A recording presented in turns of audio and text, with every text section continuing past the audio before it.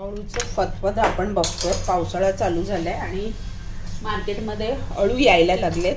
आपलं मालवणी अळूचे फदफदे आपण बघणार आहोत. मी साधारण छोटे छोटे कोवळी पान आणलेत, 3 जुड्या आहेत आणि फ्रीजमध्ये ठेवलेल्या, त्यामुळे थोड्याशा सुकल्यासारख्या झाल्यात, पण शिजवल्यावर त्या होणार. आणि शेंगदाणे भिजत घातलेत. सिंपल मालवणी अळूचे फदफदे. त्याच्यासाठी ना पहिले देठाचं वरचं जे हे असतात ना, ह्या रेषा म्हणजे स्किन ती काढून घ्यायची. म्हणजे ते चरचरीत नाही, मऊ शिजलं गेलं पाहिजे, घोटलं गेलं पाहिजे छान असं शिजल्यावर. आणि त्याला बारीक चिरून आपण शिजत घालणार आहोत. तर पहिलं मी सगळे देठ असे पुढचं उडवून टाका आणि मग हे बघा असं वरची जी स्किन असते ना देठाची ती काढायची. हाताला थोडं तेल किंवा कोकमाचा आगळ लावा, खाज येते कधी कधी अळूने, पण सवय असेल तर एवढं काय होत नाही. असं सगळे देठ आपण काढून घेऊया आणि नंतर आपण ते चिरून बारीक घ्यायचं. देठ असे बारीक चिरून घ्या.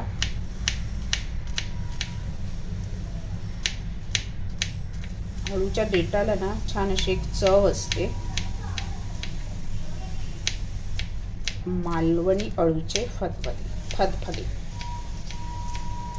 इतकं छान लागतं ना, चपाती भाकरी प्लेन राईस बरोबर सुद्धा.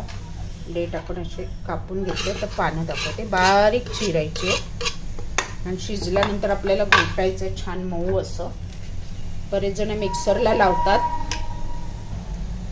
पण मिक्सरला खरं तर लावायचं नसतं. रवीने छान ते घोटून घ्यायचं असतं. त्याच्यासाठी पानं आहेत ना एकदम बारीक अशी चिरून घ्या.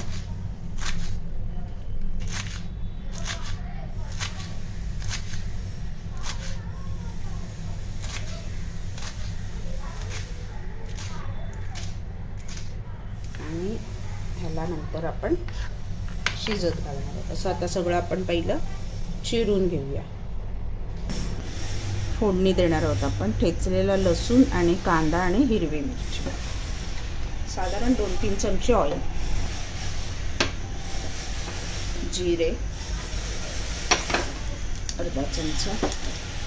साहित्य बनवता दाखवते. लसूण ठेचलेला, हिरवी मिरची, एक कांद्यातला अर्धा कांदा आणि थोडी लसूण ठेवली आहे परत एक वरून तडका देण्यासाठी. छान लालसर परतून झालं. आपल्याला रवीने ॲक्च्युली ते घोटायचं आहे.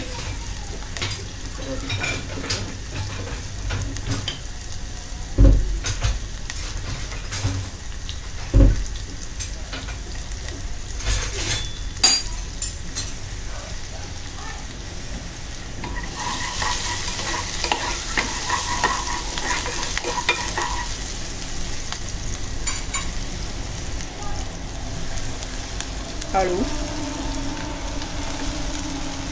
ते शिजलं की ना खाली बसणारा आणि ह्याच्यातच आपल्याला ते घोटायचं आहे रवीने.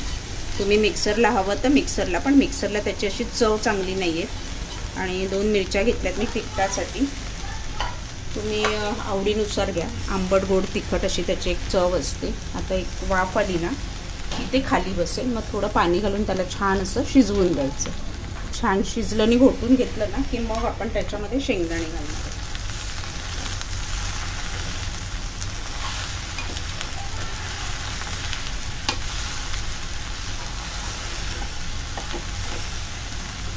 थोडं पाणी,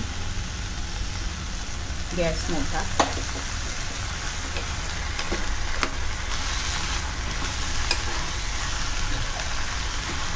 अळूला खाज असते म्हणून मालवणी फदफद्यामध्ये कोकमच जातं, आमसून.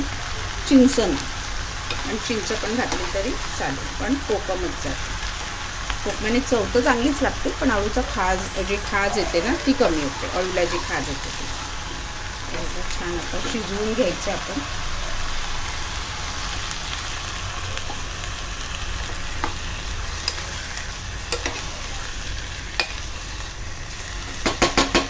छान असं शिजवून घेऊया आणि नंतर मग त्याला घोटूया. अळू चांगलं शिजले का बघूया. आणि आता ढवळतानाच रवी वापरायची.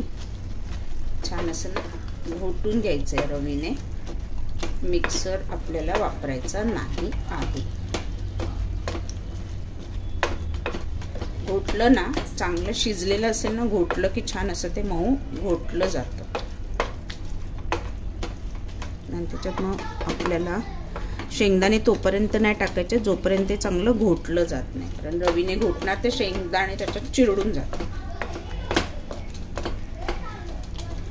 अजून त्याला झाकण ठेवून आता परत शिजवून परत एकदा छान घोटून घ्यायचं रवीने. अजून 2 ते 3 मिनटं 5 मिनटं छान शिजवून घेऊया.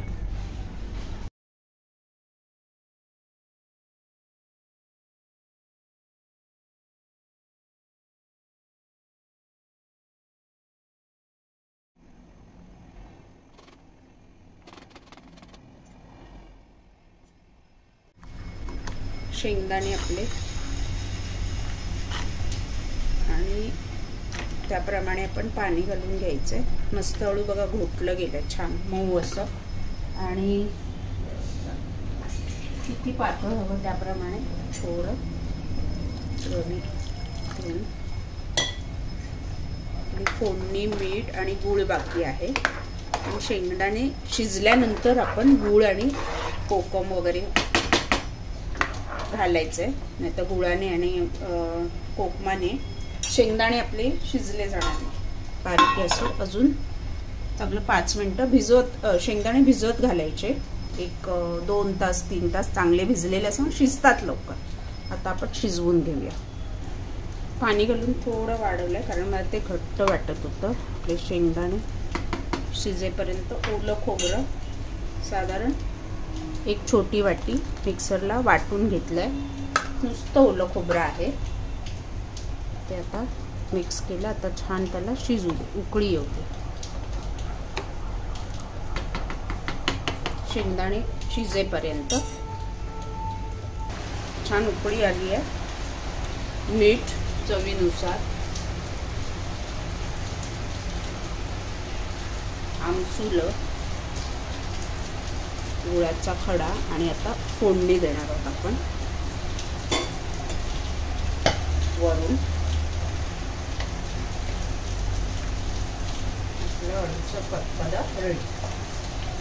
फोडणी ऑप्शनल आहे, पण मी लसणीची जरा देते. त्याने एक छान ना अळूला लसणीचा एक चटक येते मस्त.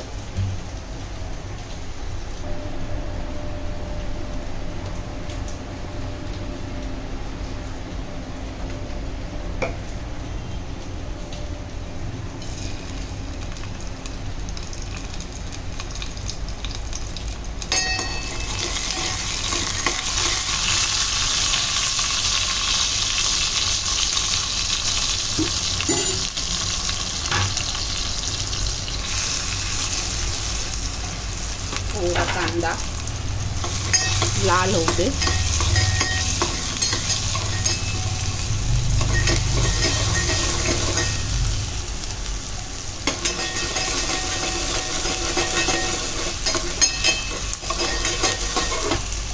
लाल झाली आहे. फदफद ठेवूया आणि त्याच्यावर आपली फोडणी.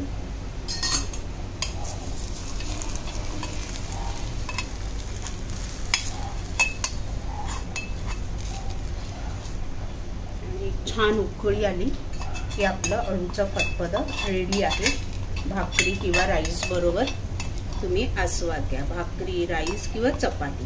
कोकणात जास्त करून राईस बरोबर खाल्लं जातं. आणि अळूचं फदफद मालवणी आणि राईस मस्त.